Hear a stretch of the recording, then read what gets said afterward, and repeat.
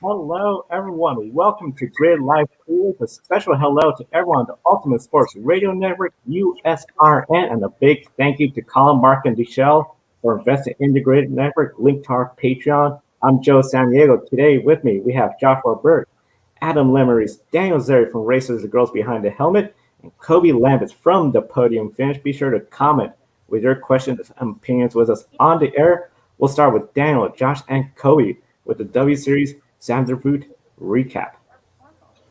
The sixth round of the 2021 W Series season has wrapped up after an exciting three-way battle for the lead during the first 10 minutes of the race between pole winner Emma Kimalainen, Alice Powell, and Jamie Chadwick. Jamie Chadwick and Alice Powell are now tied for the championship lead after Powell took the win a short while ago at Zandvoort. Is any driver showing any signs of having advantage over the other at the moment, or are they just equal? Well, I think that Alice and Jamie really are equal right now. Today, Alice was faster. Jamie was closer for a little bit during mid race when they managed to get past Emma. But I think coming into the final two races of the season, they are really equal. It's going to be really tough to call who's going to win this championship. And Emma Kimalainen, after yesterday, masterful performance again yesterday from the Finnish racer. I expected a little bit more from her, but I think that there were a couple of laps after she dropped pace, and then I think she missed some straight line speed or something like. I don't know if she had a problem. She didn't mention anything in the radio, but I think something went wrong with the car because she dropped the pace for a couple of laps, and then she was passed on the same lap by both Jamie and Alice. And I think that Emma now is a little bit behind in the championship, still on points. But if she keeps delivering performances like at Spa, like in yesterday, I think she can also catch up a little bit. But of course, the opening rounds for her are gonna wait a little bit more than she would have expected at the beginning of the season, of course. I'll tell you what I want. What I really want is what Emma Kimalainen's and her engineer are going to have to be singing at the end of tonight as well. Definitely, I think I agree. I completely agree with you. Everything you've said there as well. It is definitely Jamie Chadwick and Alice Powell who have just stepped up so much this year as well. And they are light years ahead of everybody else. Alice taking her third win of the year as well. Jamie finishing second with another great move. I think Emma Kimalainen is the next one along the field who's sort of bumped above everybody else as well. She's on 75 points. Correct me if I'm wrong, that's changed since the end of that one as well. But she's definitely third in the championship and is on an impressive run. Ideally, 50 points, I think, left on the board for the next two races, isn't there? So 25 plus for pole position and the fastest lap, so averages it up a little bit more. But definitely, there's a chance Kimalainen could take a title hunt, but it's a two-way fight. And clearly, we've seen, I think, since round one, all the way back in Styria, Alice Powell and Jamie Chadwick meant business this season as well. And it's hard to think we've only got two races left when we go over stateside in Northern America. Yes, I'm really enjoying this championship battle, the back and forth between Jamie Chadwick and Alice Powell, currently tied at 109 points at the end of the Zandvoort race. And anyone within 50 points of those two ladies still have a mathematical shot at winning this championship. Will the championship battle ultimately come down to Alice Powell and Jamie Chadwick, or do any of the other drivers really have a chance? As I said, I really do hope Emma can get back into that battle. I think it will be fantastic if we can have a three-way fight going into Mexico. Unfortunately, the performance just always seems to be there with Alice and Jamie as well to be right at the front. I'm kind of secretly hoping that we're going to have one of the top two drop out, maybe both of the Alice Powell and Jamie Chadwick drop out in America, so it closes that title fight back up. And although as a commentator having to do mental math in the last race, I think I'd rather have one or the other, not 4 or 5 people who could win the title. I think Megan might actually have a nervous breakdown trying to call that one. I know I certainly will. So I'm hopeful it will remain simple, but the racer in me wants so many more up there. But come on, look at it. It's going to be Alice or Jamie for the title, and it'd just be those two. Yeah, I'm gonna agree with you, Josh. From my math, and take it with a grain of salt, because of course I've never been famous for being great at math. Only Emma has still the mathematical chances to get into the title fight. She's now at 75 points. So I think Nerea, who is now at 53 with another 4th place today, she is not going to make it to P1 even if she wins the next 2 rounds. So, but again, this is just my math. But I'm going to agree with you. Alice and Jamie are really, really consistent. If they don't finish in P1, they finished on the podium. So it's going to be really, really difficult for Emma, even though she can, even if she can find something in the setup like she had in Spa and clearly yesterday. I think, and she can win the next 2 rounds. Alice and Jamie are going to be there. Are going to be on the podium in 2nd or 3rd or 4th place. So it's going to be really, really tough for Emma to close that gap. As I said, the start of her season, she came from the 2020 when she had not raced in any category, unlike some of the other drivers, unlike Jamie Chadwick, for example. She had raced in Formula Regional European Championship. Alice, of course, didn't race in single seaters, but was racing in the Jaguar I-Pace Trophy, supporting the Formula E Championship. So still, she was on track. Emma really had not raced in any car since the season finale in 2019 for the W Series. So I think that she is used to comebacks. She was for 5 years away from the racetracks. Came back in 2019 with W Series when they gave her the opportunity of racing with no budget. That was the mega thing for her, and also all the other drivers. But she really doesn't have the opportunity to race if that's not the case. And and also she had 3 races where she had to miss racing because of an injury last year, even in 2019. So she was again. So I would say that comebacks are her specialty a little bit. But that said, 2020 did wait a little bit much more to her, and she had been struggling a little bit in the opening races, and now even though she's back in a groove, I think she's still lagging a little bit behind on points, which ultimately will have will give the title to either Alice or Jamie. And as we saw today, it was difficult to pass out there. The slipstream is not the most effective with the W Series chassis, and starting the back usually means you're not going to have a great result for next year, especially with the new teams. Do you believe we'll see some potential changes like DRS? I'm not sure. I don't know if Tattoos, which is the constructor of the chassis, has any plans to actually implement the DRS. I don't think so, honestly, because the same car is also used in other championship, like the Formula Regional European Championship by Alpine, the Formula 3 Asian Championship, also the Toyota Racing Series in New Zealand, and also the regional championship in India, which is set to be launched next year. So I think that would also have some repercussions on these series. So I'm not sure if Tattoos is actually thinking about implementing DRS for specifically for W Series. Yeah, I've heard nothing either about the cars changing format, but I think I thought it today during the commentary. Actually, I thought there was a lull in the middle of the race where we weren't having many overtakes, and I thought DRS might help here. to give it a little bit, or something like KERS, some sort of system to give a little boost down the straights. But then Happy Pulling proved me completely wrong by doing a great maneuver using slipstream. So no, let's keep it as it is. It's pure racing as well. Woman and machine working together, controlling the very hard Hankook tires as well. That much like the earlier Pirellis, can blister and can go off later on in the race as well. I'm loving it. Let's keep it as it is. We don't need the fancy gizmos we've got in other series.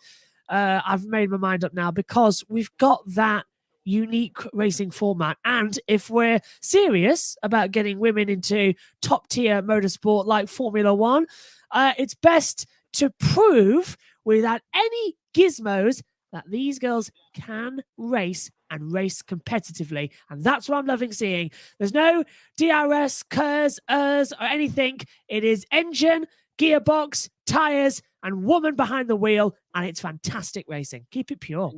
You know what? I 100% agree with you. I would say that, yes, we didn't see a lot of overtakings. That's a lot down to the track.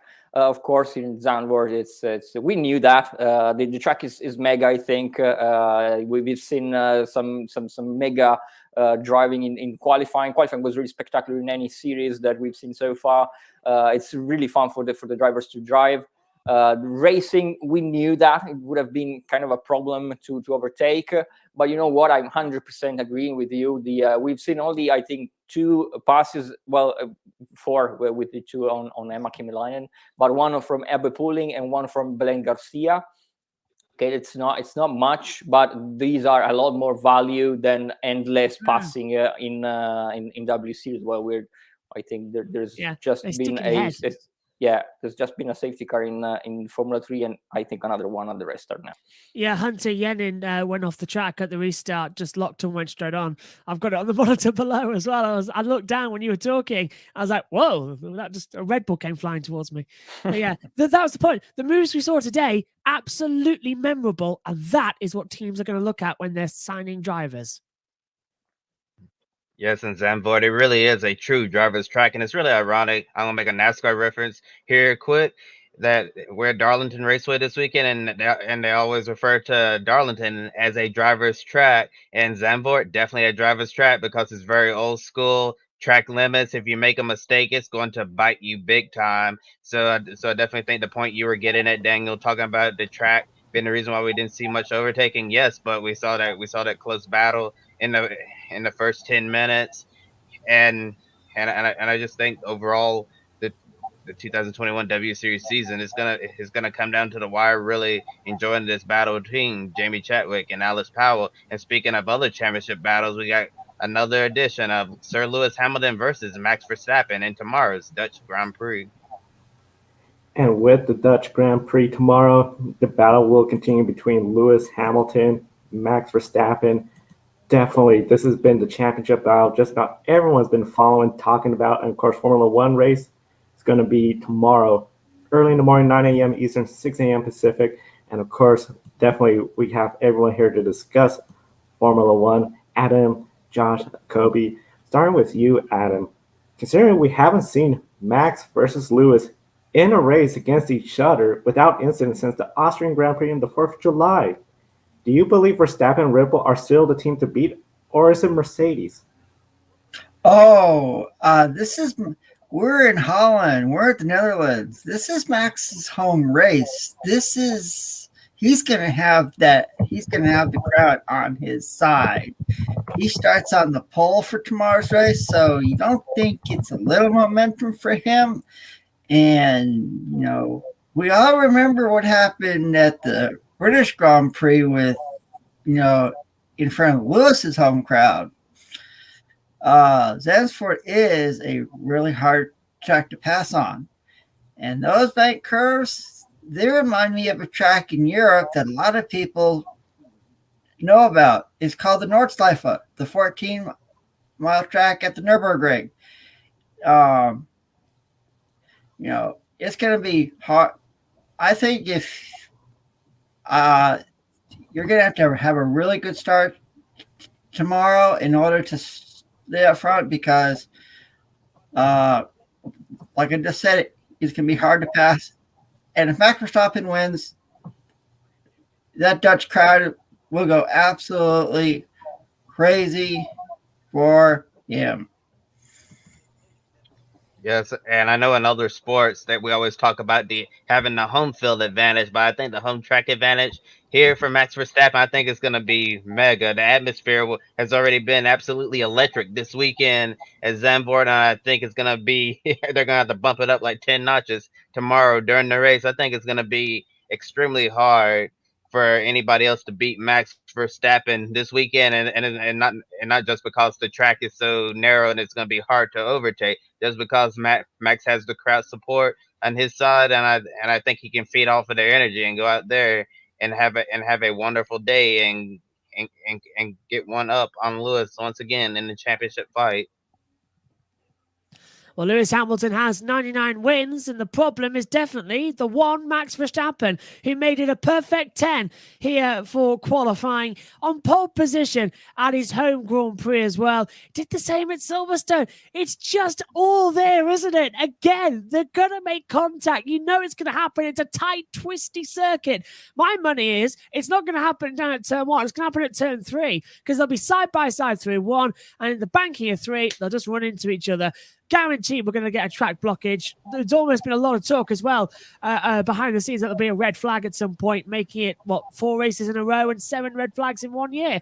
How unbelievable is that? It's happening. It's never happened before. 85 was the last time we had 5 red flags. We've already had 6 this year, if you count the 2 we had in Belgium. And now if we get 7 tomorrow, it might be a bit of a problem for the 7-time champion, Lewis Hamilton. He's got to get his title back on hopes now, because he's leading, but he's only leading by 3 points. It's very close. What's your money on then? Come on. I tell you what, Adam, me and you were talking about British soaps earlier on as well, British comedies.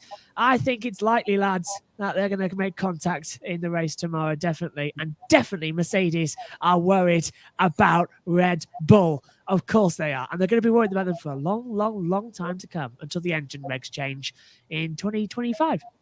Mm-hmm. Yes, when it comes to that battle, I feel Mercedes, they are a very close second behind Red Bull. Red Bull is the number 1 team. I feel it's just the last few races, contacts, incidents, first lap drama.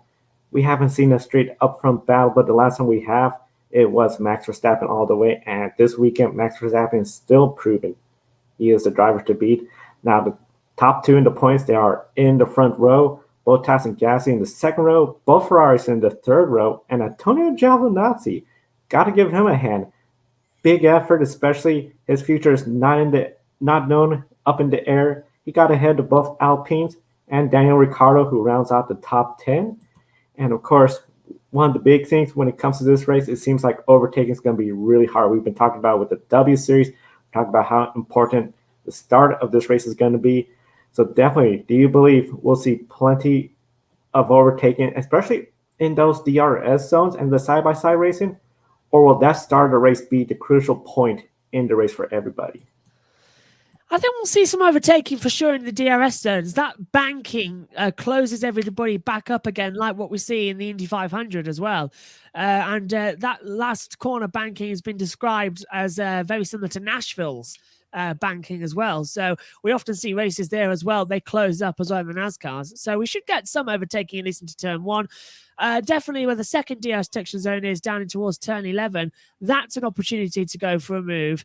But it's the short hands chicane as well. It switches back on itself. We saw lots of drivers in the Formula 3 race this morning locking up and just going straight on. Schumacher did it in free practice 3 as well. So watch out for that. I have to mute my laptop for a second because I'm getting the FIA notifications coming in as well about Mazepin having no further action on his investigation. So he stays in his position about that. So there's a bit of breaking news for you. But yeah, going back to it as well, I think we will see overtaking tomorrow. It's not going to be in the places that you'd expect. It's a tight, twisty circuit. As well, it's very old school. It's a mix of Suzuka, as you said, Adam, the Nordschleifer as well. It's a mixture of even Melbourne in places as well. The pit complex keeps throwing me back, thinking I'm in Australia. So we will see overtakes. My picking is we're going to see it in the banking turn 3. We're going to see it on the run up the hill of the sand dunes into turn 6. And maybe even into turn 10. That's a nice little hairpin. I've got notes on the commentary box wall that I've handwritten down. I've pointed with big crash zone, turn 3, and turn 11 and 12 as well. That is the big one. So that is where I think we could see some overtakes and real problems. I have to completely agree with you, Josh. Zandvoort is an old school track, and it has held Formula races there before. There was a Formula race called the Zandvoort Masters that a lot of Formula 1 drivers have competed in when they were competing in Formula 2 and Formula 3 back in the day. So it should be interesting to see, where the overtaking spots are. And also, we have to realize that, Kimi Räikkönen did announce his retirement, and you call it, Josh. Pretty cool. But now he's tested positive for COVID. So we have Robert Kubica in the Alfa Romeo this weekend in his place. Pretty cool to see Robert back in an F1 car. It should be interesting to see how everything develops tomorrow at Zandvoort. Yeah, you said about Kimi catching COVID as well. That was a shocker that they put Kubica into the car this late as well, especially as Kubica hasn't had much time in that car since, I think, Silverstone when he was in practice, maybe. But still, big risk there as well. But just going back to the result, yeah, thank you. I did say that it would be announced in tandem as well, that Raikkonen will go and then it would all come into effect. The thing that's triggered it is the fact that this Raikkonen announcement was not supposed to come until next weekend, but Franz Dieter Renken broke the news a day before the Grand Prix, so it had to kick everything into gear, and that has now meant that I've seen photos in the paddock that George Russell, Frederick Vesti is the team principal of Alfa Romeo, as well as Nick de Vries, so all the Mercedes lot and the Alfa Romeo lot, including Valtteri Bottas, were all in a meeting last night at the Mercedes HQ technical department, all talking about what's going to happen next. So I think it's confirmed that Bottas is off to Alfa Romeo alongside Nick de Vries, and Albon will be at the Williams seat. Yeah, George Russell has, he knows where he's going in 2022, but we all don't know. We don't know, as fans, where he's going. We think he's going to Mercedes alongside Lewis Hamilton to be his teammate. That's what everybody has said. So, we all can't wait to see, when the official news breaks of who's taking over, beside Lewis Hamilton next year. If Russell ends up at Alfa Romeo replacing Raikkonen, I think I would, I don't know, I'd eat this flag behind me. I'd eat this just because it's just not going to happen, is it? It's going to be a Mercedes. Nope. But stranger things have happened. Who would have predicted Schumacher signing for Ferrari in 95, leaving the championship team? I would have. Not me. Yeah, it's going to be very interesting to see, and I can see in the chat room, Ben, of course, announced George already, Toto. So definitely everyone is anticipating this announcement coming. It's just a matter of time until the official announcement. And just amazing how the media pick up one story and it just escalates everything to come out faster and faster. So definitely, of course, Grid tonight, every Wednesday right here on the Grid Network. Be sure to subscribe and like so you don't miss any of our programming. One of the big things, of course, we're all talking about the top two. The race for third place, Lando Norris, Valtteri Bottas, and Sergio Perez.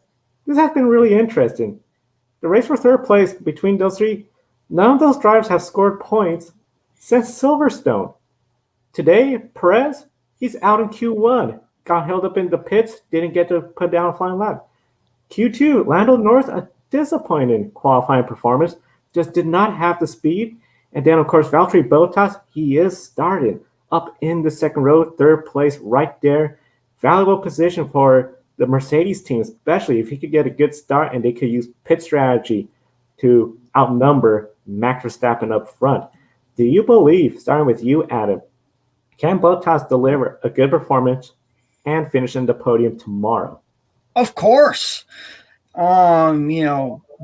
We just said that we all anticipate George Russell being Lewis Hamilton's teammate next year.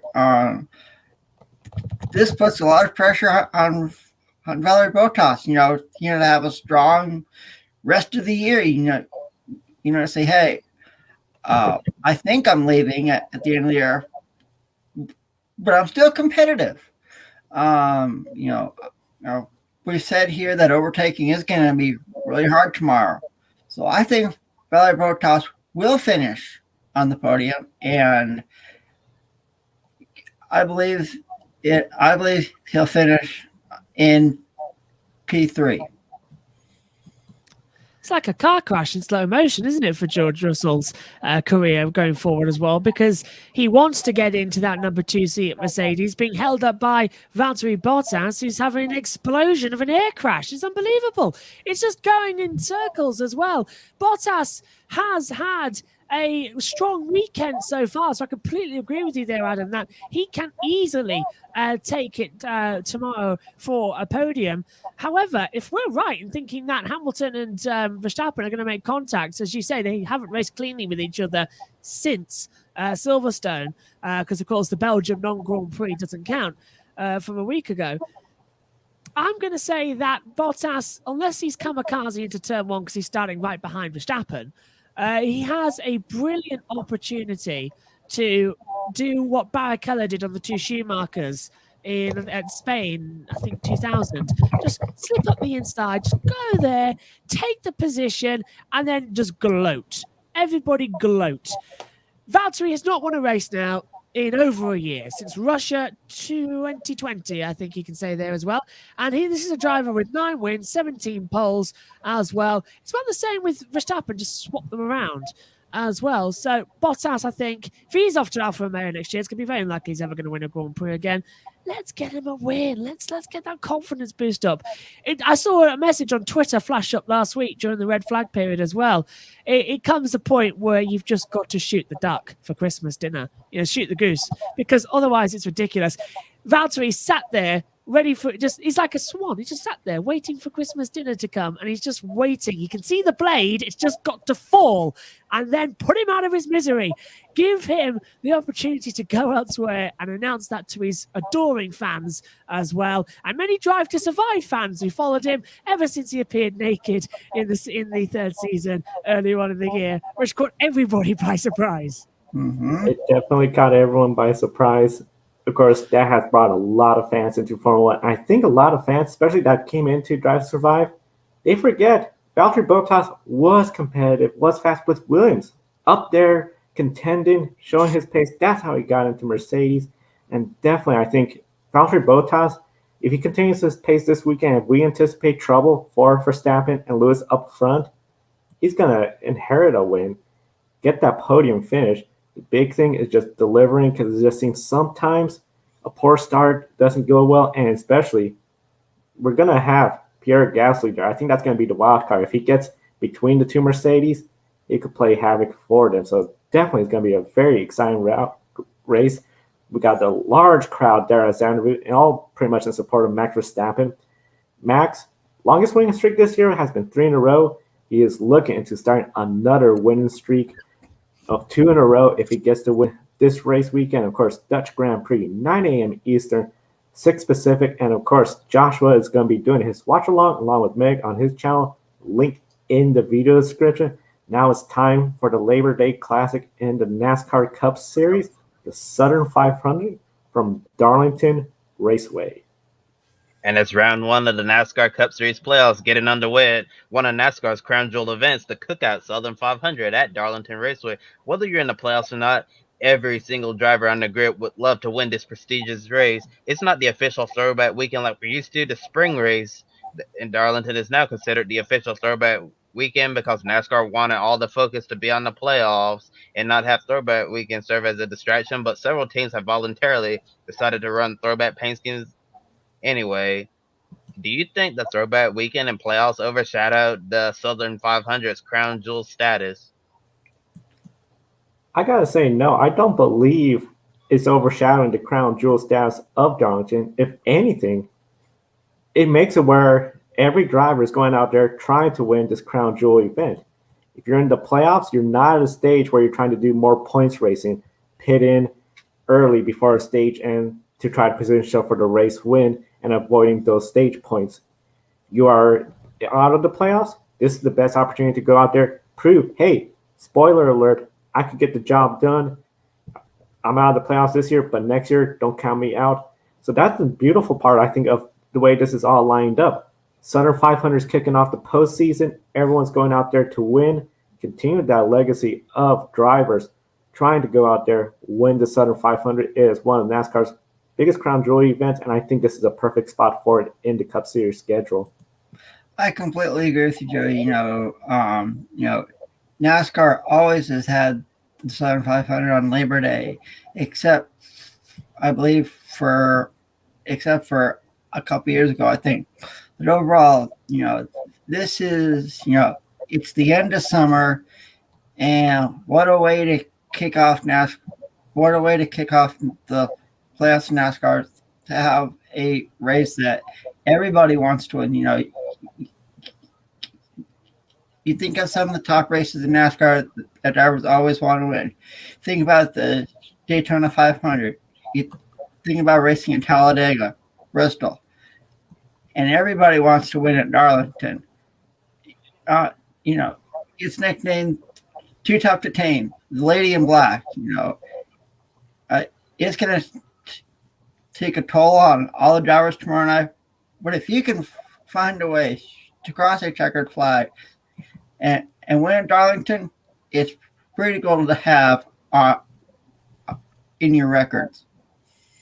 And something else that you're probably going to notice tomorrow night, you're looking in turn 2, it has been completely repaved since the last time we've been to Darlington, because the track was experiencing some weepers, and instead of putting a patch down where the issue was, NASCAR decided that it was best to repave Darlington in turn 2. So it's going to be really interesting watching the drivers go around the other 3 turns, where it's really, really bumpy. The track has a lot of character, and then a really smooth turn 2 where the track doesn't have a lot of character. So I think it's going to be really interesting to see the drivers transition from most of the track, which is still going to be the bumpy, worn out surface of Darlington, and then a smooth ride through turn 2. And out of the 16 drivers in the playoffs, only 5 have won here. Kevin Harvick, Denny Hamlin tied at the top with 3 apiece. Martin Truex Jr. has 2. Brad Keselowski, Kyle Busch, 1 win each. Which one of those drivers has the best shot at winning the Southern 500? Oh, that's easy. I'm going to have to say Kevin Harvick, because he hasn't won this year. You don't think it's a Southern 500. He's won there. You don't think he's chomping at the bit to find a way to get into victory lane? Stewart Haas Racing only has 1 win this year. 1. And that was Eric Almirola at Loudon. I believe tomorrow night, Kevin Harvick and Denny Hamlin are going to go all out to try to claim that elusive checkered flag at the Cookout Southern 500. When it comes to the playoffs and those drivers in particular, I'm looking at Denny Hamlin. Denny Hamlin, Toyota overall, they've been fast all year. Indianapolis Motor Speedway at the road course, he could have had that race won, but then it was Kevin Harvick's teammate, Chase Briscoe, that sort of spun his chances away of winning out the window. Denny Hamlin, he has won here. The Toyotas are going to be fast here. I see him more likely to get the win. Kevin Harvick, he has won here before. He knows how to get the job done. I just don't feel that Stewart Haas Racing Performance team is at the level they need to be, especially when you have Kyle Larson, who is in second place. Anybody's going to win there is going to have to beat the Joe Gibbs Toyotas and the Rick Hendrick Chevrolets. Out of all of those drivers, I'm actually going to go the opposite of both of you and say I think this is the perfect opportunity for Martin Truex Jr. to get back on track and get that mojo going again early on in the season. Martin Truex Jr. and that team had a whole bunch of good chemistry, and they were looking really good. But lately, it seems like they've just kind of been a step off, and Martin Truex Jr. has won at this track twice. He knows how to get the job done. Joe Gibbs Racing typically brings really good cars to Darlington, and I think that this will be a good opportunity for Martin Truex Jr. to make a statement, win the very first race of the playoffs, and build momentum heading into the round of 12. But a driver who hasn't won at Darlington is Kyle Larson, who won the regular season championship. Larson finished second here earlier this year in the spring race. Right now, he's the second seed in the play. However, the driver who's currently second in the playoffs right now, Ryan Blaney, going for 3 wins in a row after winning at Michigan, Daytona, and looking to make a trifecta at Darlington Raceway tomorrow night. Is Ryan Blaney getting hot at the right time to be a genuine championship contender? He is. He is showing that confidence, I feel. He got good equipment with Penske Racing. And I feel Penske and him, yes, they did win a race at Daytona. Anybody could just about win that race in Daytona as long as they stay on the lead lap and stay out of trouble. But he also won at Michigan, too. That is a track where the handling of the car, everything has to work together. Darlington, you have to race the racetrack. Not exactly one of Blaney's strong suits, but if he could put out there a really good finish in that top 5 especially, stay second, he could assure himself advancing to the next round easily, because this is going to be one of the tricky rounds, I think, for him. But if he has a good race, and I think he will, he's going to set himself out for a good championship run. I completely have to agree with you, Joe. Ryan Blaney, I believe will be a very strong contender for this championship. Even though he's losing his teammate Brad Keselowski at the end of the year to go to Roush Fenway Racing, Ryan Blaney is a real likable driver, and he's got so much momentum after 2 straight runs at Michigan and Daytona. Kyle Larson is a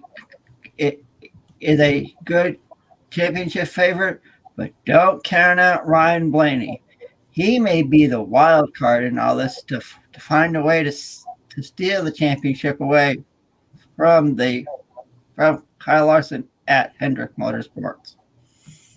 Yes, I definitely think Ryan Blaney's team could potentially be peaking at the right time here. He's carrying the most momentum out of any driver entering the playoffs. And at the post-race press conference last week, he was saying, I'm glad you mentioned Brad Keselowski's departure, Adam, because Ryan Blaney told the media that as soon as he knew Brad was leaving, he realized that he needed to step up, that he wanted to cement himself as that team leader. At Team Penske, since Joey Logano's been there the longest and he's the oldest, a lot of people assume that Joey Logano would be the team leader moving forward. But it seems like Ryan Blaney wants to assume the role that Brad Keselowski's had in that organization. And I see a charisma and a fire in Ryan Blaney this season that I haven't seen so far yet in his NASCAR Cup Series career. And I really think he's in the right mindset. And the other competitors, Kyle Larson, Denny Hamlin, who have really shown themselves really well in this championship fight so far. I think Ryan Blaney could potentially play spoiler, and maybe he'll steal the championship from those drivers who we expect to contend for the championship. And the bottom 4 in the playoffs right now, entering the very first race, Michael McDowell, the Daytona 500 champion, Eric Almirola, Tyler Reddick, and Kevin Harvick. But they'll be able to move up pretty easily. Alex Bowman is going to be starting at 6th place. He's only 10 points above the cutoff line. So a stage win for Kevin Harvick, who hasn't had the dominant season that we typically see from him. And if Alex Bowman were not to score any stage points, that would have a dramatic effect after just one stage. Only Kyle Larson has a comfortable path to the second round of the playoffs, the round of 12, assuming he doesn't have any major issues in round 1. Which 4 drivers, in your opinion, will not advance from the round of 16? For me, that's easy. I'm taking a look at the screen. I'm going to have to say Christopher Bell, Michael McDowell, Eric Almirola, and Tyler Reddick. Though I believe Kevin Harvick in this round will find a way to win.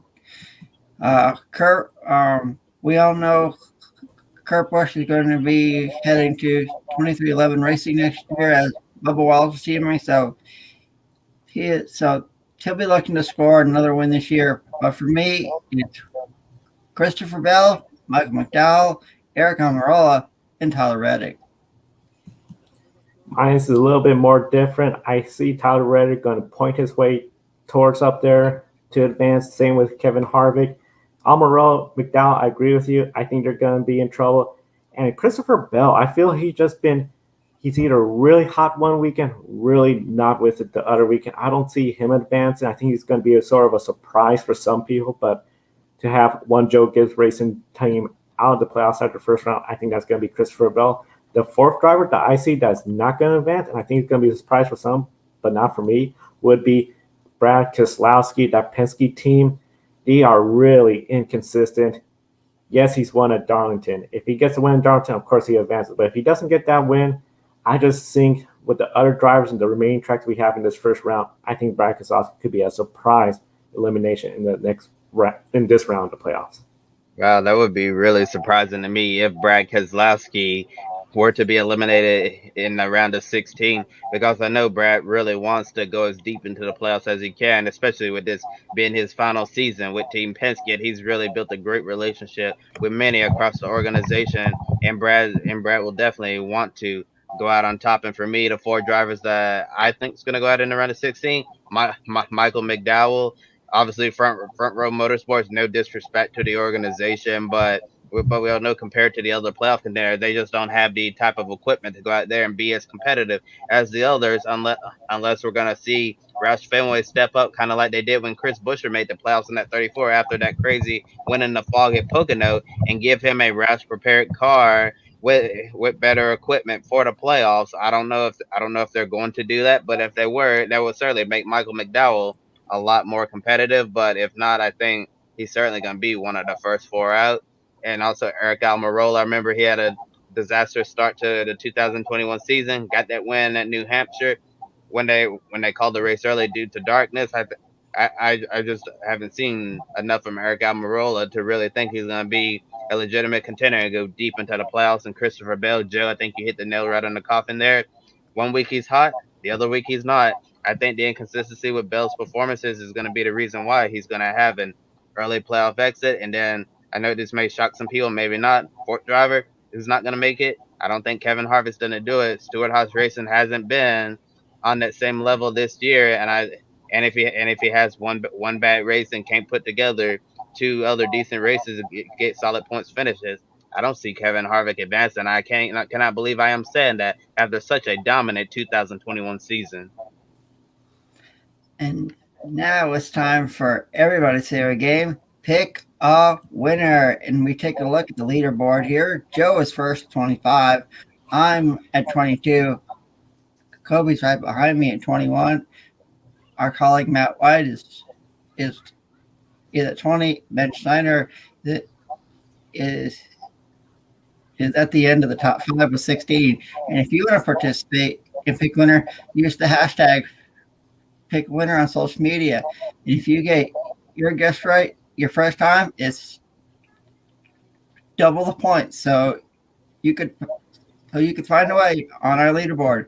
So now it's time to choose our winners for this week. First up, the Formula One Grand Prix at Zandvoort in the Netherlands. I'll start with you, Josh. Who claims the checkered flag tomorrow morning? Oh, my heart says Valtteri Bottas, but my head says Max Verstappen. He's got that home advantage we talked about. Hamilton had at Silverstone as well.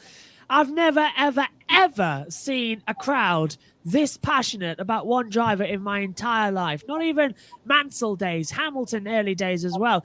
109,000 Dutch fans are there for one driver. It's the only reason this race is on the calendar, because the Dutch fans were screaming for it, for Max Verstappen as well. So, yeah, I think Verstappen is going to win tomorrow. But if they take each other off, I wouldn't want to be the cars involved in that. In fact, I'm almost on the verge of saying this, and I'm going to. I think there better be a lot of police there tomorrow, because if Max doesn't win, there's going to be a riot. Yeah, we definitely don't want to see a riot. We definitely don't want to see any violence at all. But you're probably right, Josh, because those Dutch fans are very, very passionate.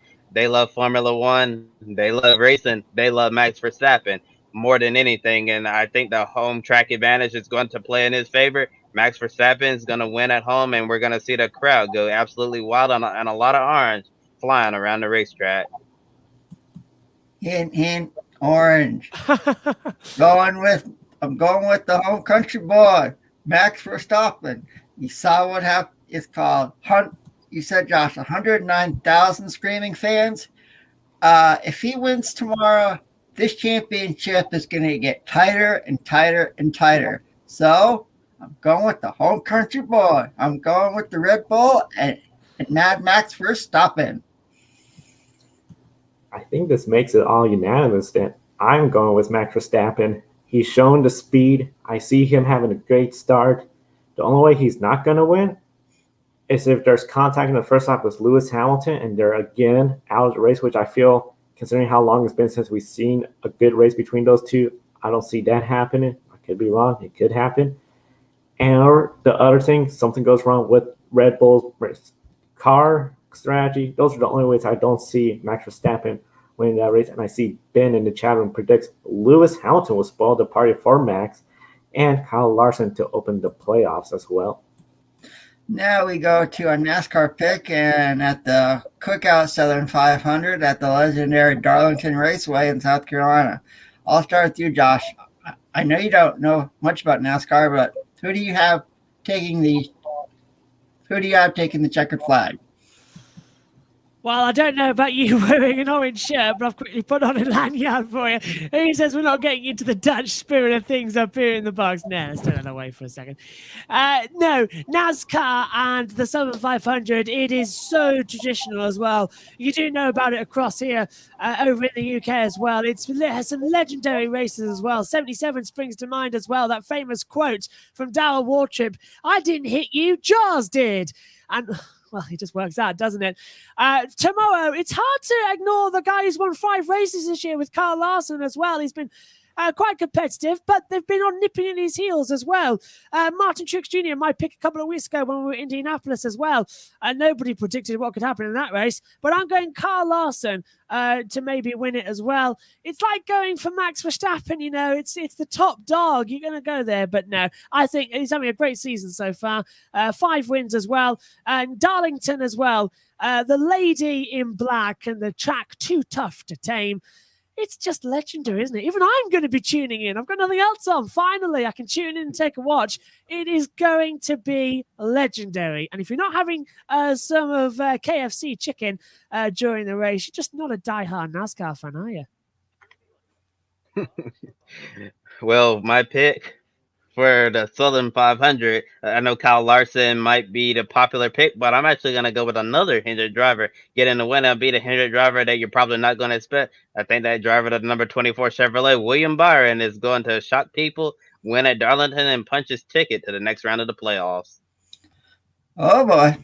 It's my turn. All right. I'm going to go with the closer. I'm going with Happy, Kevin Harvick. He finds a way in the end to claim the checkered flag at the Cookout Southern 500. Oh, yeah. Cookout is a Southern fast food restaurant, and the food there is really, really good. So if you're watching from out of the Southeast, when you're here in North Carolina or South Carolina or anywhere in the Southeast, head to a Cookout and you'll get some awesome food. When it comes to NASCAR Southern 500, this is where the best of the best really come out. And this is where Kyle Larson is going to get his first win at Darlington. He's run there well with Chip Ganassi Racing. He got second place with his first race with Hendrick Racing. There's no reason why he cannot go out there, get a win. This is a race not like Daytona. It's not going to be crazy out of your hands. It's a driver's racetrack. He is one of the best drivers. The big thing, don't get close to the wall or else you get that Darlington stripe. And as we're talking about a little bit of food, Bojangles chicken. Josh, if you're ever in the United States Southeast, Bojangles chicken's one of my favorites when I was there. I'll tell you what, I definitely want to come over now because I've just seen apparently that milkshakes are the best as well. I want chicken milkshakes out there. I want loads of fries as well. I really want to come over. It's silly as well, but you do not know. I've watched back when in my school days as well, there was a fantastic documentary called Super Size Me. It was about McDonald's and all the I think, I don't know if you've seen it, but it's all the food in McDonald's I've menu. seen it. Fantastic as well. Most people in the science class were sitting there watching, oh my God, this is so unhealthy. I was sat there licking my lips so much so that when I got out that day, I went and had a McDonald's. It's so good. I love food like that as well. I think I'm a bit too much inclined of David Croft commentary style in terms of the fact that if it's there on a plate in front of you, you're going to eat every last drop of it. And now I really want a milkshake. Uh-oh. I think they convinced him, Kobe. Isn't that what I can't? That's the closing line from Darrell Waltrip, wasn't it? He's off for a milkshake. I think I'll nick that. I'm off for a milkshake. Hey, Joe, see you pick Kyle Larson again, and there are three things that are certain in life: death, taxes, and you picking Kyle Larson to win these NASCAR races. Amen. Amen. Yeah, next weekend we'll remind you the NTT IndyCar Series will be racing at the Grand Prix of Portland from Portland International Raceway. Grid Network will be at the track on site for the entire race weekend, and it's promising to be a decent weekend of motorsports. We have an exciting championship battle, the return of Oliver Askew for the final 3 races of the season at Ray Hall Letterman Lanigan Racing, and the IndyCar debut of 2020 Formula 2 Championship runner-up, Callum Ilott, driving for Junco's Hollinger Racing at number 77 Chevrolet. And be sure to subscribe to Grid Network so you won't miss any of our Grand Prix of Portland IndyCar coverage. Hit the bell icon to receive notifications as we upload more content. And as Cody mentioned, be sure to subscribe to YouTube channel. And of course, if you're watching on Twitch, follow us. Definitely if you're on Twitter, Facebook, follow our pages. We live stream our programs there as well. And of course, TikTok. We got a lot of short videos there, including our weekly pick of winners, where you can comment on who is going to win each race. That's why you see on our pick of winners stands, we do have some TikTok users on there as well. And of course, definitely a big shout out to everyone in our Patreon, Colin, Mark, Deschelle.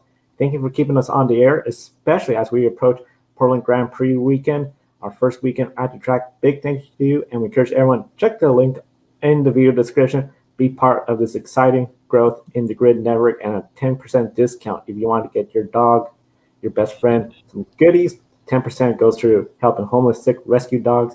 And of course, if you click on public.com, use the referral code GRIDnet, you get $5 in free stocks vested. Starts trading away. And of course, definitely follow some of the motorsport stocks out there in the stock market.